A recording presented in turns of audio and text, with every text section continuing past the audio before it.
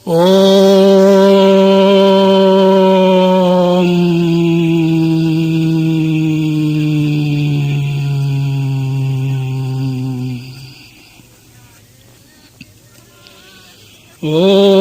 सहना भवतु सहनो भुनक्तु सह वीर्यं करवावहै तेजस्विनावधीतमस्तु मा विद्विषावहै। प्रेम से बोलो सच्चिदानंद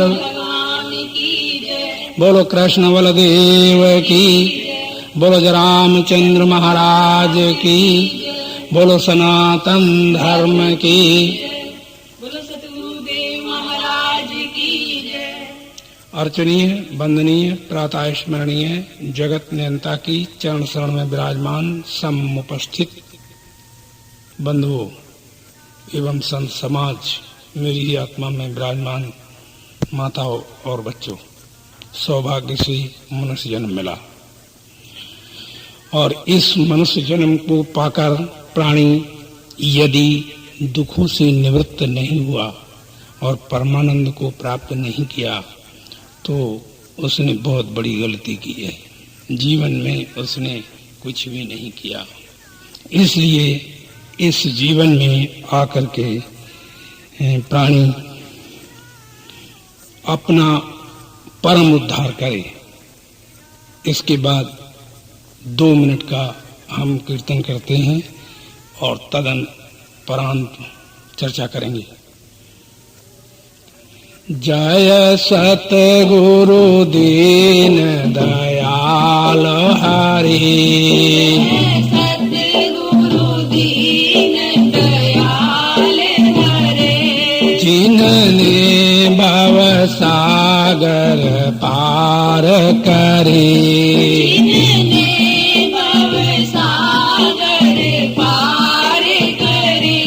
जब सुने ज्ञान के वचन भरे, जब सुने ज्ञान के वचन भरे, दुख देने वाले कष्ट टले, दुख देने वाले कष्ट टले। जय सतगुरु दीन दयाल हरि, सतगुरु दीन दयाल हरे। प्रेम से बोलो सच्चिदानंद भगवान की जय।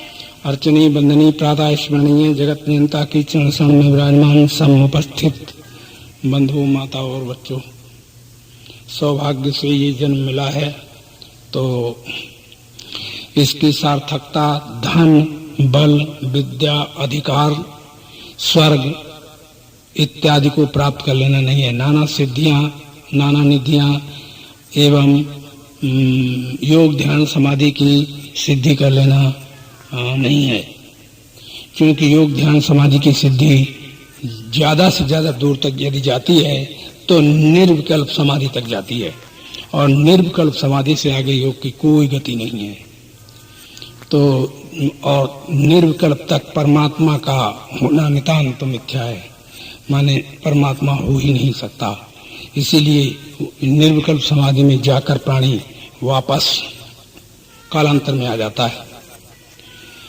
बड़े बड़े योगियों में सर्वश्रेष्ठ कहलाने वाले योगी भगवान शंकर हैं और भगवान शंकर ने 87 हजार वर्ष की समाधि लेकर देखा और जिसको वो खोजते रहे और वह उन्हें नहीं प्राप्त हुआ। इसी बात को समझाते हुए तुलसीदास ने रामायण में कहा कि निगमनेति शिवयंत न पावा और ताहि धरे जननी हठि धावा। निगमनेत वेद ने, निगम माने वेद, वेद ने एवं शंकर भगवान ने लगातार बराबर उस परमात्मा को खोजने का प्रयास किया और उनको इस बात का पता नहीं चला। इसलिए वेद नेत कह के समाप्त हो गया, शांत हो गया और शंकर भगवान निर्विकल्प तक जाकर लौटते आते जाते रहे और अब भी आ जा रहे हैं। इसलिए समाधि योग की कोई गति परमात्मा के संबंध में नहीं है। परमात्मा के संबंध को प्राप्त करने वाला यानी परमात्मा को जानने वाला केवल कर्म उपासना साधना योग ध्यान समाधि योग इत्यादि का फल अनित्य जानकर और सदा के लिए इनको खेल समझ के खेलना उचित है और इनसे ये आशा रखना कि इनसे परमात्मा की प्राप्ति हो जाएगी, ये सर्वथा मिथ्या है। इसलिए मैं पुनः आपसे इस प्रकार की चर्चा आगे एक सनातन सिद्धांत है। सनातन एक सिद्धांत है। सनातन एक सदा अबाध्य रूप से स्थित मार्ग है, स्थित धर्म है, इसको कहा जाए स्थित प्रज्ञ ये मार्ग है सनातन, जो किसी रिफॉर्मर का बनाया हुआ नहीं है। जनता या इस भूमंडल में जितने भी मतांतर हैं उनका कोई ना कोई रिफॉर्मर है, लेकिन सनातन धर्म का चलाने वाला कोई भी रिफॉर्मर नहीं है, केवल वेद ही इसकी पुष्टि करता है। तो जब वेद इसकी पुष्टि करता है तो सनातन धर्म का भगवान एक है और जितने अन्य मतांतर वाले लोग अभी तक उत्पन्न हुए हैं उन सबके भगवान अनेक हैं। दिखने में ऐसा लगता है, प्रत्यक्ष दिखने में ऐसा लगता है कि सनातनियों के भगवान बहुत हैं और अन्य मतांतरों के भगवान एक एक है, ऐसा देखने में लगता है, आता है। प्रत्यक्ष देखने में ऐसा ही आता है, लेकिन जब निर्णय आप करेंगे, जब आप उस बात को विवेक करेंगे तो आपको पता चलेगा कि सनातनी जो है ऐसा दुनिया में कोई चीज नहीं है जिसको वो पूजता नहीं है। कटी हुई टहनियों को भी ये पूजता है, पत्तियों को ये पूजता है, पेड़ को भी पूजता है और सूखी लकड़ी और इनको मकान दुकान इत्यादि को से लेकर जड़ से लेकर चेतन तक सभी को ये पूजने का अपना स्वभाव इसका सदा से रहा है और सदा तक रहेगा। तो जो सदा तक रहेगा इसका स्वभाव, तो वो सनातन जो है उसका एक भगवान जो है वो व्यापक है। व्यापक का अर्थ होता है प्रत्येक जगह है। इसी तरह मुसलमान मत वाले भी यही बात मानते हैं कि अल्लाह जर्रे जर्रे में विद्यमान है।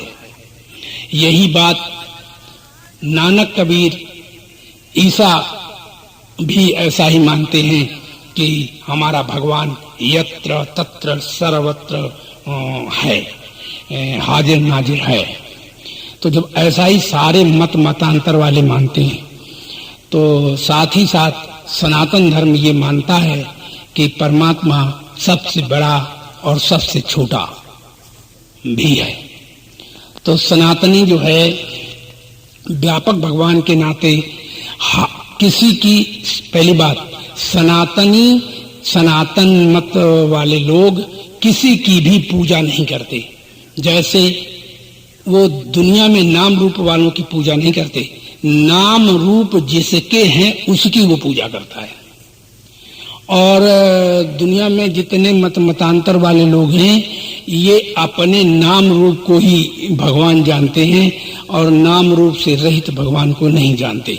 तो इनको नाम रूप में कोई बात कह दे तो उनसे लड़ने मरने को आते हैं, कि जबकि ये जानते नहीं कि नाम जो होगा वो मिथ्या होगा, कभी सत्य नहीं होगा, और नामी को तुम जानते नहीं।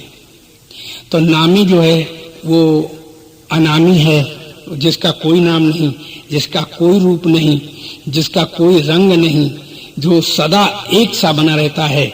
और उसकी कीमत हम किस लिए मानते हैं? तब तो हम ये कह सकते हैं कि वो है ही नहीं, उसकी कीमत हम इसलिए मानते हैं कि उसको कोई इनकार नहीं कर सकता, उसको कोई ऐसे नहीं कह सकता कि वो है ही नहीं। क्यों? कि वो सबको जानता है, उससे कोई अन्य जाने या न जाने, ये उसकी विशेषता, परम विशेषता है।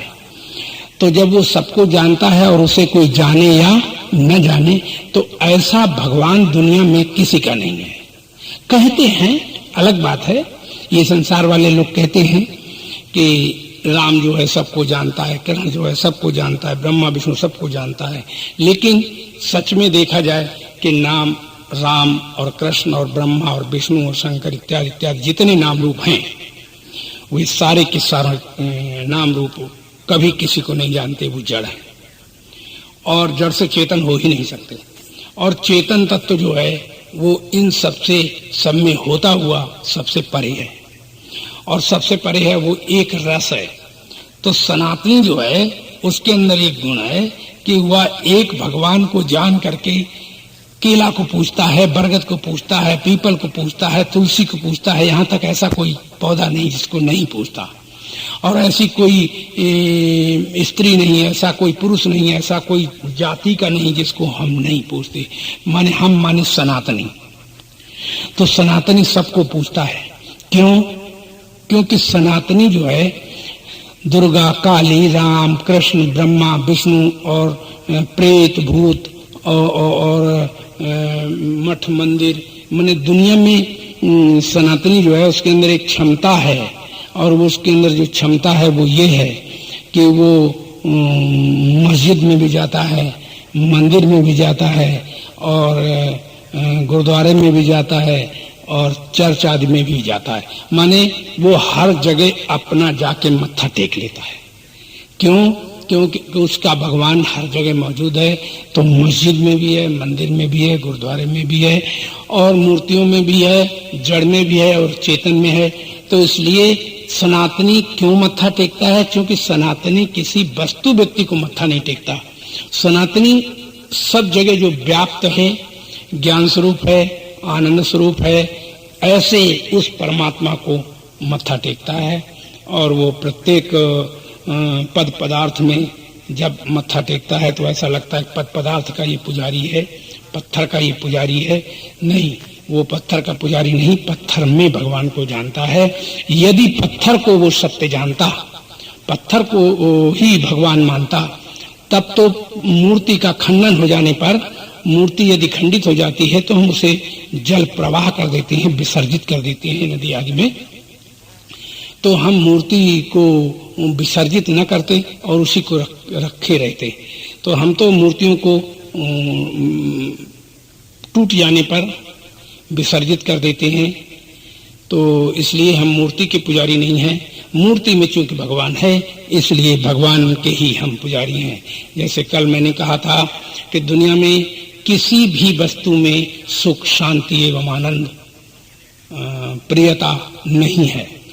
केवल जो प्रियता है, सुख है, शांति है, आनंद है, वह तो केवल परमात्मा में है। और परमात्मा व्यापक है। व्यापक के नाते रसगुल्ला और मलाई और गुलाब जामुन, बालूशाही, चमचम आदि में जो चीज मीठी लगती है, तो वो परमात्मा उनमें जितना आया है वो परमात्मा ही मीठा है। वास्तव में कोई पद पदार्थ मीठा नहीं है। तो जब मीठा नहीं है तो सनातन इस बात को जानता है कि पद पदार्थ कोई मीठा नहीं है, पद पदार्थ की हमें कोई आवश्यकता नहीं है। तो हम पद पदार्थ के पुजारी नहीं हैं, हम केवल अपने परमात्मा के, सत्य परमात्मा जो चेतन है, जो आनंद स्वरूप है, जो ज्ञान स्वरूप है, हम उसके पुजारी हैं। और वो अल्लाह, गॉड, ईश्वर अवतारों में भी वही छलक रहा है। तो जब हम किसी की भी पूजा XYZ करते हैं तो वह हमारे सत्य परमात्मा की ही पूजा है।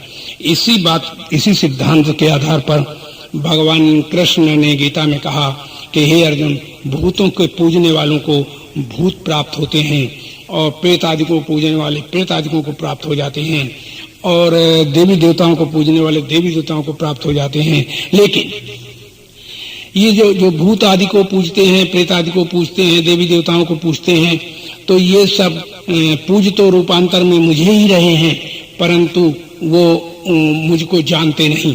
इसलिए ऐसा पूजन विधि से हीन भगवान कृष्ण कहते हैं कि ऐसा पूजन नहीं करना चाहिए।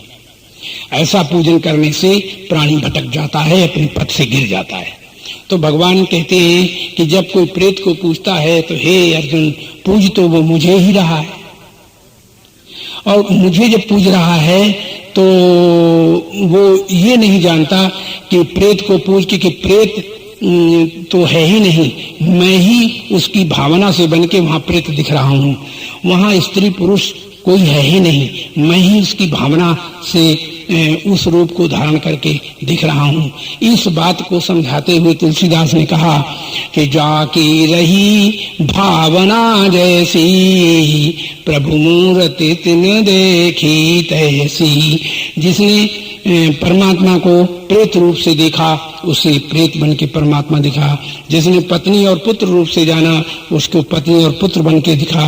जिसने जैसी भावना से उसको देखा, वो वही भावना से उसको वैसा दिखा। लेकिन जब दिखा तो वह परमात्मा नहीं बल्कि प्रेत भूत है। परमात्मा को तो वो जानता ही नहीं। तो परमात्मा को पकड़ने वाले, परमात्मा को पूजने वाले तो सदा सदा के लिए मुक्त हो जाते हैं। लेकिन जो भूत प्रेत आदिकों को पूजते हैं, उनका बारंबार नीच से नीच योनियों में जन्म होता है, बार बार आवागमन में रहते हैं। किसी परमात्मा से भिन्न किसी की पूजा करने वाला आदमी नीच से नीच योनियों में जाता है और वो 84 के चक्कर में भटकता है और अंततोगत्वा भटक कर फिर मनुष्य जन्म को फिर कभी पाता है। तब वो फिर यदि प्रयास सत्य के लिए करेगा तब तो निकल जाएगा, और अगर वो देवी देवता अवतारों में लगा रहा तो वो बारंबार जन्म मरण में आता जाता रहता है। तो आप लोग अगर ये बात समझ जाएं तो बहुत अच्छी बात है। यहाँ पर हम तुम्हें ये बात भी बता दें कि जब सनातनी केले को पूछता है तो केले को नहीं पूछता, तुलसी को पूछता है तो तुलसी को नहीं पूछता, पीपल और बरगद को पूछता है तो पीपल बरगद को नहीं पूछता। तब समझना, तो पूज पीपल को रहा है तो पीपल को अगर पूजता होता तो पीपल की लकड़ियों को, पीपल के पत्तों को काटता नहीं, छू भी नहीं सकता था। लेकिन वो उनकी लकड़ियों को काटकर समिधा बनाकर और उसमें यज्ञ में हवन कर देता है। तुलसी को अगर पूजता होता तो तुलसी की पत्तियां रोज चबा लेता है, तो जिसको पूजे उसी को चबा ले, ये हो नहीं सकता। इसलिए तुलसी को पूजता है, तुलसी में अपने भगवान को पूजता है, तुलसी को नहीं पूजता। जब केले को पूजता है तब केला को नहीं पूजता, केले में भगवान को पूजता है। और केले में जो भगवान को पूजता है तब ये बात याद रखना चाहिए कि केले को वो खा भी लेता है। तो केला तो जड़ है, केले को हम काट भी डालते हैं, तो केले के हम पुजारी नहीं हैं। केले में जितना भगवान आया है उसके हम पुजारी हैं। इसी तरह माँ बाप गुरु पीर के हम पुजारी नहीं हैं। माँ बाप में जितना भगवान आया है उसी के हम पुजारी हैं। और इसी तरह ये जान लेना चाहिए कि माँ बाप भाई बंधु आदि के अंदर से अगर भगवान निकल जाए, अगर भगवान अपनी गतिविधि शांत कर ले तो फिर हम उसे अग्नि में सड़ा देते हैं एवं जल में प्रवाह कर देते हैं या जमीन आदि में दफना देते हैं। तो तब हमें ये जानना चाहिए कि हम किसी भी प्राणी पदार्थ के पुजारी नहीं हैं, हम केवल अपने एक सत्य परमात्मा के पुजारी हैं। बाकी ये जितने लोग हैं देवी देवता अवतार के पूजने वाले लोग, ये उस परमात्मा को देवी में नहीं देखते, प्रेत भूत में नहीं देखते, जिसके कारण इनका नीच से नीच योनियों में बारंबार आवागमन में रहना ही इनके लिए श्रेयस्कर हो गया है।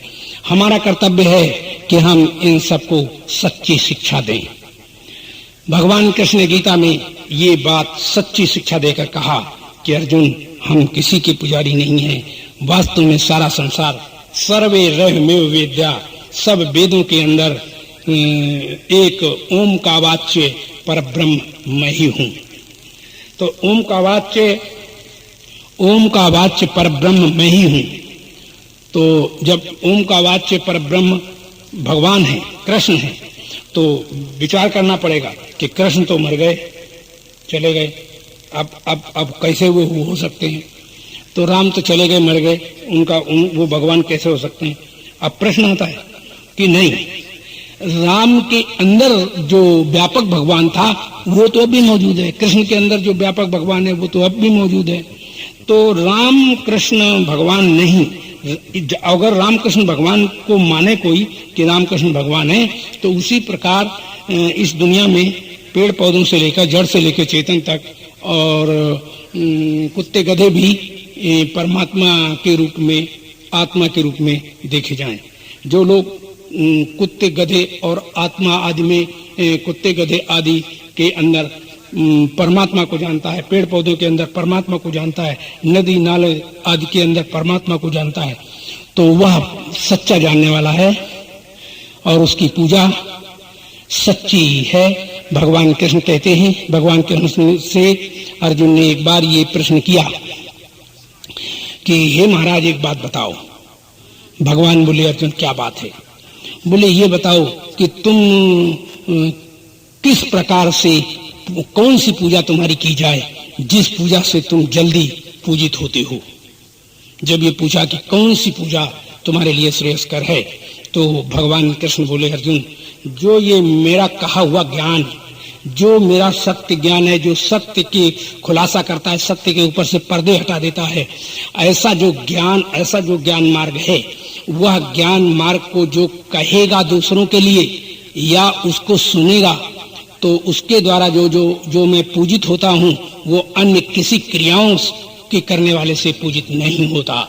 ये भगवान का परम सिद्धांत गीता में लिखते हैं।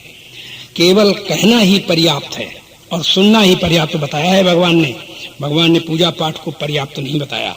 इसलिए ध्यान करना चाहिए, क्योंकि पूजा पाठ को अगर पर्याप्त बता देते तो कर्म कांड का फल सत्य होना चाहिए, लेकिन किसी भी कर्म कांड, पूजा पाठ, योग आदि का जो फल है वो अनित्य है और वो नित्य हो नहीं सकता, न नित्य हो सकता है न नित्य है। और परमात्मा नित्य है, इसलिए नित्य की प्राप्ति किसी क्रियाकलाप से नहीं होती। नित्य की प्राप्ति तो केवल परमात्मा को जानने से होती है, ज्ञान से होती है। तो उस परमात्मा को जानने के लिए सनातनी ने, ऐसी कोई वस्तु नहीं कि जो सनातनी नहीं पूछता। यहाँ तक सनातनी के अंदर ये भी भेद नहीं होता कि मंदिर न जाए, मस्जिद ना जाए, गुरुद्वारा ना जाए, या देवी देवताओं को ना पूजे, या किसको पूजें किसको नहीं पूजें। इसलिए ईश्वर, अल्लाह, गॉड, मैंने कोई भी नाम रूप से वह भगवान को पूज लेता है। वो जानता है कि इनके अंदर भगवान है, लेकिन ये सब नाम रूप भगवान नहीं है। भगवान नाम रूप से रहित है, और नाम रूप से रहित है वो सत्य परमात्मा है। और सत्य परमात्मा से भिन्न जितने मिथ्या भगवान है, मिथ्या भगवान किसे, जिसके साथ जैसे सारे भगवान इकट्ठे करके खड़े करो और उनमें से सत्य को हटा दो, तो कोई भी भगवान का अस्तित्व नहीं रहता। क्योंकि सत्य के साथ ही जुड़ के लोग सत्य हो सकते हैं। तो जब सत्य से जुड़ोगे तभी तुम सत्य बनोगे, और सत्य बनोगे तभी तुम्हें मोक्ष होगा। और कौन सी मोक्ष होगी? परम मोक्ष। परम मोक्ष माने जो कभी नहीं बदलती, सदा बनी रहती है। उस मोक्ष का वह अनुभव करेगा, उस मोक्ष का वो अनुभव करता है। इसलिए ये जो मनुष्य जन्म मिला है, इसकी व्यवस्था ये है कि इससे हम वास्तविक परम सत्य को प्राप्त करने की इच्छा करें, और परम सत्य को प्राप्त करने की इच्छा जो है वही हमें सत्य परमात्मा तक पहुंचाने में समर्थ होती है। इसलिए वेदांत ने कहा, अथातो ब्रह्म जिज्ञासा, केवल जिज्ञासा करो, बस इस जिज्ञासा से तुम उस सत्य परमात्मा तक पहुंच जाओगी। जो लोग परमात्मा का भजन पूजन तो करते हैं और उसकी जिज्ञासा नहीं करते कि नहीं हमें पाकर के ही हम शरीर छोड़ेंगे। इस विषय में एक बार हम तुम्हें एक दृष्टांत बताते हैं कि एक बार महात्मा बुद्ध जब घर से चले आए तो एक वृक्ष के नीचे बैठे। तो 2-4 दिन बैठे और तीसरे दिन भूख लगी और प्यास लगी, और प्यास से व्याकुल हुए और उठ के वो चल पड़े। और चल के जा करके कुछ ही दिन बैठे थे, कितने दिन बैठे थे ये तो बात हमें नहीं ठीक बोध है, लेकिन इतना बोध है कि कुछ दिन बैठे थे और बैठ करके उठ के वो चल पड़े, क्योंकि उन्हें प्यास भूख ने ऐसा सताया, क्षुधा पिपासा निद्रा ने, कि वो वहां से उठ खड़े हुए और एक सोचने लगे कि एक झील के पास वो बैठे। थोड़ी दूर झील थी, तो झील के पास जाके खड़े हुए कि लाओ इसमें से जल ले लेंगे, ग्रहण कर लेंगे। तो वहां देखा कि टिटिहरी एक पक्षी होते हैं टिटिहरी नाम के, तो स्त्री पुरुष तो यानी नर और मादा, तो वो दोनों क्या काम कर रहे थे, भाग भाग करके जल्दी जल्दी चोंच पानी से भरते और दूर जाके डाले आते, चोंच पानी से भरते दूर जाके डाले आते। महात्मा बुद्ध कुछ देखते रहे और पक्षियों को देख करके और बड़े हंसे, बोले पागल हो गए हो, तुम्हें ये क्या हो गया है कि तुम वहां कुछ जाके करते हो फिर वहां कुछ करते हो। तो देखा कि पानी चोंच में भरते हैं और बाहर डाले आते हैं। तो ये क्या कर रहे हो, तुम पागल हो। तो उन पक्षियों ने कहा कि हम महात्मा बुद्ध नहीं हैं, हम सत्य को प्राप्त करने के लिए हम उद्यत हुए हैं। हम इस समुद्र को, इस झील को सुखा देंगे, क्योंकि इस झील ने हमारे अंडे अपनी गोद में डुबो लिए हैं, छुपो लिए हैं। तो जब तक ये सूखेगी नहीं तब तक मैं ये कार्य चालू रखेंगे। तो महात्मा बुद्ध हंस पड़े और बोले कि तुम्हारी बुद्धि खराब हो गई है, ये झील तुमसे सूखने वाली नहीं है, ये तो करोड़ों वर्ष तक इस तरह लगे रहोगे, तो तब कहीं कोई समय आ सकता है जब ये सूख सकती है। तो उन्होंने कहा कि करोड़ों वर्ष में सूखेगी कि नहीं। तो महात्मा बुद्ध को कहना पड़ा हाँ सूख जाएगी। तो बोले सूख जाएगी तो बस ठीक, जब तक ये सूखेगी नहीं तब तक क्रमशः बराबर हम इसी क्रिया को करते रहेंगे और इसको एक दिन सुखा के मानेंगे। तो हम महात्मा बुद्ध नहीं जो थोड़ी देर के लिए बैठे और थोड़ी देर के बैठ के और परमात्मा न मिले तो वो उठ के चल पड़े, वो मैं नहीं हूं। मैं तो इसको 1 जन्म 2 जन्म 10 जन्म करोड़ जन्म तक, अरब जन्म खरब जन्म तक, हमें अगर जब तक ये सूखेगी नहीं तब तक मैं इसमें लगा रहूंगा। तो महात्मा बुद्ध ने ये सुना, कह रहे ये तो मुझे उपदेश कर रहे हैं। तो महात्मा बुद्ध पुनः लौटे और अपनी मृत्यु को आगे करके और बैठ गए। कहते तो ऐसा है कि 40 दिन में उन्हें पुनः उस प्रकाश का बोध हुआ जो अंतराल में योग के द्वारा दिखाई देता है। तो उसका जब बोध हुआ तो उस बोध के कारण उन्होंने ये समझा कि हमने अब अपनी सिद्धि हासिल कर ली। लेकिन वो ये भूल गए महात्मा बुद्ध कि जिस प्रकाश को हमने प्राप्त किया है ये प्रकाश जड़ है। कोई भी प्रकाश दुनिया में चाहे योग में दिखे, चाहे ध्यान में दिखे, चाहे समाधि में दिखे, चाहे पूजा पाठ में, और चाहे सूर्य का हो, चाहे चंद्रमा का हो, चाहे विद्युत का हो, कोई भी ऐसा प्रकाश नहीं है जो चेतन हो, जो सबको जानता हो, ज्ञान स्वरूप हो। ये चेतन और ज्ञान स्वरूप तो कोई वस्तु नहीं है। तो ये जो प्रकाश है ये प्रकाश जड़ है और जड़ जो है वो परमात्मा हो नहीं सकता। इसलिए परमात्मा को न जान करके बल्कि प्रकाश पर ही वो अटक गए। आज भी जितने हमें संत महात्मा मिलते हैं वो भी प्रकाश पर अटके हुए हैं। सब प्रकाश को ही सर्वे सर्वा मानते हैं और प्रकाश को ही भगवान जानते हैं। क्योंकि धर्म ग्रंथों में आजकल के जो धर्म ग्रंथ बने हुए हैं इनमें भी एक ये परम प्रकाश करके इसको लिखते हैं और कि वो परम प्रकाश है। परम प्रकाश जय रावण लिखा, परम प्रकाश रूप दिन राती, नहीं तहाँ चाहिए दिया घृत बाती। वो परम प्रकाश है, वहां दीवा घृत बत्ती आदि की जरूरत नहीं है। लेकिन परम प्रकाश भी जड़ है, चेतन नहीं। तो जड़ है, चेतन नहीं। ये जब तुमने जानी या हमने जानी कि ये सब चीजें अपने से अलग, ये केवल तत्ववेत्ता ही जान पाता है कि अपने से अलग, चाहे जिसका शरीर हो, चाहे देवी हो, चाहे देवता हो, चाहे अवतार हो, चाहे कोई स्त्री पुरुष हो, चाहे कोई भगवान हो, सारे के सारी जड़ है।